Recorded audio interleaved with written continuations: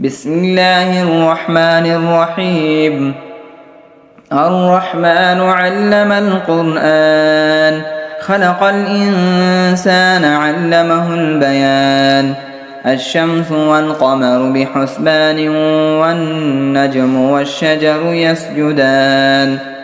والسماء رفعها ووضع الميزان، ألا تطغوا في الميزان. وأقيموا الوزن بالقسط ولا تخسروا الميزان.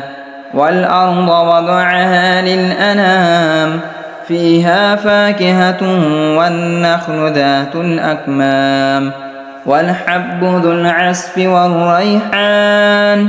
فبأي آلاء ربكما تكذبان؟ خلق الإنسان من صلصال كالفخار، وخلق الجان من مارج من نار. فبأي آلاء ربكما تكذبان؟ رب المشرقين ورب المغربين، فبأي آلاء ربكما تكذبان؟ مرج البحرين يلتقيان، بينهما برزخ لا يبغيان. فبأي آلاء ربكما تكذبان؟ يخرج منهما اللؤلؤ والمرجان. فبأي آلاء ربكما تكذبان؟ وله الجوار المنشآت في البحر كالأعلام. فبأي آلاء ربكما تكذبان؟ كل من عليها فان، ويبقى وجه ربك ذو الجلال والإكرام. فبأي آلاء ربكما تكذبان؟ يسأله من في السماوات والأرض، كل يوم هو في شأن. فبأي آلاء ربكما تكذبان؟ سنفرغ لكم أيها الثقلان. فبأي آلاء ربكما تكذبان؟ يا معشر الجن والإنس إن استطعتم أن تنفذوا من أقطار السماوات والأرض فانفذوا، لا تنفذون إلا بسلطان. فبأي آلاء ربكما تكذبان؟ يرسل عليكما شؤاذ من نار ونحاس فلا تنتصران. فبأي آلاء ربكما تكذبان؟ يا معشر الجن، فإذا انشقت السماء فكانت وردة كالدهان. فبأي آلاء ربكما تكذبان؟ فيومئذ لا يسأل عن ذنبه إنس ولا جان. فبأي آلاء ربكما تكذبان؟ يعرف المجرمون بسيماهم، فيؤخذ بالنواصي والأقدام. فبأي آلاء ربكما تكذبان؟ هذه جهنم التي يكذب بها المجرمون، يطوفون بينها وبين حميم آن. فبأي آلاء ربكما تكذبان؟ ولمن خاف مقام ربه جنتان.